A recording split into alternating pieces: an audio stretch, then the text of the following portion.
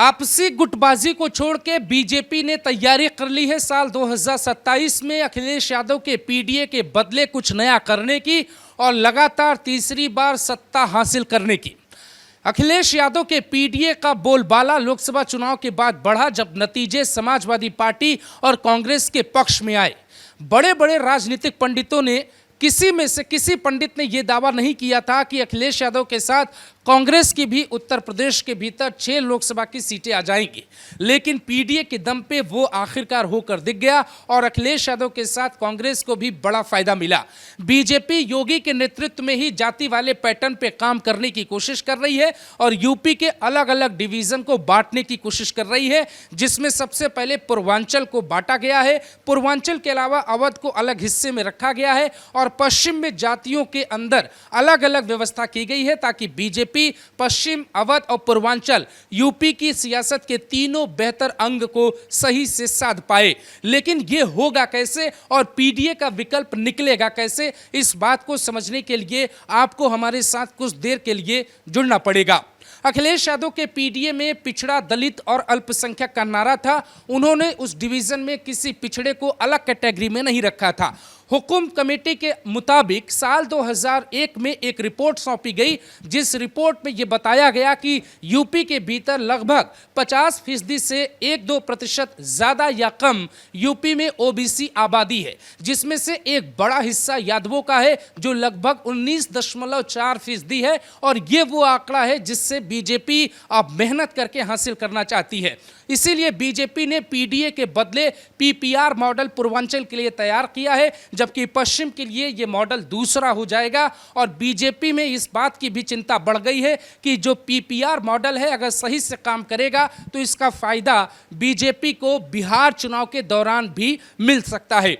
पूर्वांचल में कई ऐसी सीटें हैं, खासतौर से लोकसभा की, जहां पे राजभर वोटर जो है वो डिसाइड करते हैं और विधानसभा की कई सीटें हैं जहां पे निषाद, राजभर, मल्लाह, कुर्मी और मौर्य जो जाति होती है वो डिसाइडिंग फैक्टर में होती है। तो एक एक करके समझते हैं कि आखिर बीजेपी ने पीडीए के बदले पीपीआर मॉडल पूर्वांचल में क्यों किया। दरअसल अनुप्रिया पटेल और बीजेपी का पहले से गठबंधन है। उस पीपीआर में एक पीआर मतलब पटेल होता है और पटेलों को साधने की कोशिश बीजेपी शुरू से कर रही है और अब उसे नतीजे पे पहुंचाना चाहेगी और 2017 के जीत को दोहराने की कोशिश 27 में की जाएगी। पटेल और कुर्मी वोटर अगर यूपी में मिला दिया जाए तो कुल लगभग 7.5% वोट हो जाते हैं और इस पे बीजेपी की पूरी नजर है और अखिलेश के पीडीए के बदले एक पी बीजेपी ने तैयार कर लिया है। दूसरा है यूपी में राजभर वोटर, खास तौर से पूर्वांचल में बहुत निर्णायक स्थिति में है। इसीलिए ओम प्रकाश राजभर को ग्राम पंचायती मंत्रालय दिया गया है और उन्हें सरकार के साथ मिलकर काम करने के लिए कहा गया है। ओम प्रकाश राजभर को दिल्ली नेतृत्व ने समझाया है कि अगर आपको बीजेपी में रहना है तो सरकार विरोधी आप कोई भी बयान नहीं देंगे। इसीलिए सदन के भीतर आज ओम प्रकाश राजभर लंबे वक्त के बाद योगी के सामने सिर झुकाए देखे गए। राजभर वोटर को अगर बीजेपी पूर्वांचल में साधने के लिए तैयार है तो फिर पूर्वांचल के भीतर समाजवादी पार्टी या अखिलेश यादव के गठबंधन को उतनी सीटें नहीं मिलेंगी जितनी लोकसभा में सीटें मिली। जो राजभर वोटर है वो बीजेपी से ज्यादा ओम प्रकाश राजभर से नाराज था। इसीलिए जो मऊ सीट है जहां से उनके बेटे चुनावी मैदान में थे, वहां पे भी राजभर वोटर ने समाजवादी पार्टी और इंडिया गठबंधन को ही वोट किया था।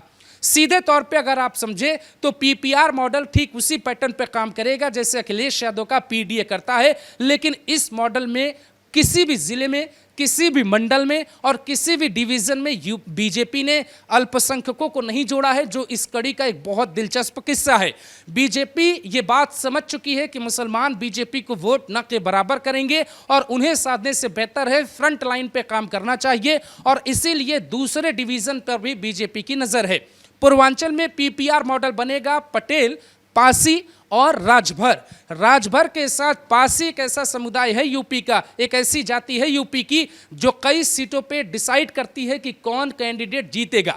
यूपी के 20 लोकसभा पर उनको डिसाइडिंग फैक्टर कहा जाता है और विधानसभा चुनावों में भी ये नंबर बहुत ज्यादा बढ़ जाता है। शुरुआत से ही बीजेपी पश्चिम और पूर्वांचल दोनों को अलग डिवीजन में बांटकर चलती है और दोनों के अलग अलग नैरेटिव गढ़ा जाता है। बीजेपी को पश्चिम में कम नुकसान हुआ, पूर्वांचल में ज्यादा नुकसान हुआ, इसलिए बीजेपी जाति वाले पैटर्न पे पूर्वांचल में जा रही है और धर्म वाले पैटर्न पे पश्चिम में जाने की कोशिश कर रही है। ठाकुर जो वोटर है वो आपने देखा कि राजा भैया के प्रणाम करने के बाद या राजनाथ सिंह के साथ योगी आदित्यनाथ को दिखाए जाने के बाद उनके अंदर ये उम्मीद जगी है कि योगी ही आने वाले वक्त में उनके नेता हैं। तो जो पश्चिम का जो राजपूत है वो खुले तौर पे अब योगी के साथ आ जाएगा और जब राजपूत जब आएगा तो जाट भी राजपूतों के साथ मन बदलते हैं। इसीलिए बीजेपी जाट और राजपूतों को मनाने के लिए कुछ एक जैसा प्रयोग करती है और पहले से ही चौटाला परिवार के बेटे बीजेपी के साथ गठबंधन में हैं और नरेंद्र मोदी के साथ उन्होंने गठबंधन करके चुनाव लड़ा था। तो बीजेपी जाट और राजपूत को अगर पश्चिम में साध लेगी तो हिंदुओं के बहुल इलाकों में उन्हें इकट्ठा वोट मिलेगा। कहने का मतलब यह कि जैसे पश्चिम में कई सीटें ऐसी हैं जहां पर बीजेपी इसलिए फंसती है क्योंकि वहां पे मुस्लिम आबादी ज़्यादा है। उदाहरण के लिए संभल, उदाहरण के लिए रामपुर, उदाहरण के लिए मुरादाबाद, उदाहरण के लिए ऐसे कई ज़िले पश्चिम में आपको मिलेंगे जहां पर विधानसभा क्षेत्र में मुसलमानों का वोट फैक्टर है और वो डिसाइड करते हैं कि जीतेगा कौन। इसीलिए बीजेपी ने जाटों को, राजपूतों को मना लिया है और साथ में गैर ओबीसी वोटरों को भी, गैर यादव ओबीसी वोटरों को भी मनाने के लिए बीजेपी नए सिरे से काम करने की कोशिश करेगी। बीजेपी ये भी जानती है कि पश्चिम का दलित अगर उनके पाले में आया तो फिर विधानसभा चुनाव में 325 का नंबर दूर नहीं रहेगा। अखिलेश यादव और राहुल गांधी अभी इस मुस्कुराहट में है कि बीजेपी के पास पीडीए का कोई विकल्प नहीं मिला है, लेकिन शायद ये उनका या तो अति आत्मविश्वास हो या फिर उनकी गलतफहमी हो। बीजेपी ने इस पैटर्न पे काम करने की कोशिश की है और बीजेपी ये जानती है कि चाहे वो बनिया हो, ब्राह्मण हो, राजपूत हो, ये वोटर उनके पास जा सकते हैं अगर केंद्रीय नेतृत्व ने कोई नया विवाद पैदा नहीं किया। तो बीजेपी के लिए मुश्किल है यादवों को मनाना और खास तौर से यादवों के साथ उन गैर ओबीसी वोटरों को मनाना जो यादव के अलावा यादव ही जाति में आते हैं, जिन्हें उपजातियों में रखा जाता है। उन वोटरों को मनाने के लिए बीजेपी नए प्रयोग कर रही है। आपने देखा होगा कि बीजेपी कुर्मी वोटरों पर भी बहुत ज्यादा फोकस रहती है, इसीलिए यूपी के महाराजगंज जिले से एक नेता को कुर्मी के तौर पे मोदी सरकार में जगह दी गई है। आपने देखा कि राजभर को योगी कैबिनेट में जगह दी गई है। आपने देखा कि पटेलों को बीजेपी ने केंद्र में मंत्री बनाया है। पश्चिम में जयंत चौधरी को मोदी सरकार ने अपने साथ जोड़ा हुआ है। इसी तरीके से बीजेपी दलित वोटरों को भी साधने की कोशिश कर रही है और बेरठ जैसी बहुत पेचीदा सीट पे बीजेपी दलित चेहरों पे फोकस करने की कोशिश करेगी। आपने देखा होगा कि उत्तराखंड का राज्यपाल बेबी रानी मौर्य को बनाया गया था। ये वक्त बहुत बीत गया, लेकिन उन्हें आगरा से चुनावी मैदान में भेजा गया और उन्होंने विधानसभा चुनाव जीत लिया था। तो बीजेपी हर पैटर्न पे काम करने की कोशिश कर रही है। सवाल सिर्फ ये था कि जो संविधान का जिक्र अयोध्या से हुआ था उसके बाद यूपी का दलित वोटर डर गया था। ऐसा मैसेज दिया गया था कि भाई अगर इनकी सरकार बनी तो संविधान में बदलाव किया जाएगा और आपका आरक्षण वापस लिया जाएगा।